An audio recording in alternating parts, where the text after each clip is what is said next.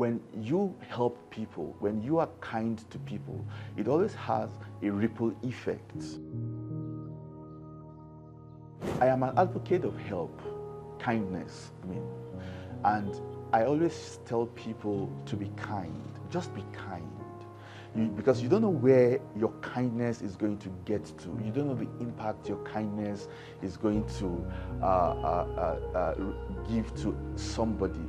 So we just need to be kind. If we can have more kind people in the world, then I think the world will be a better place. And this also comes back to the widows.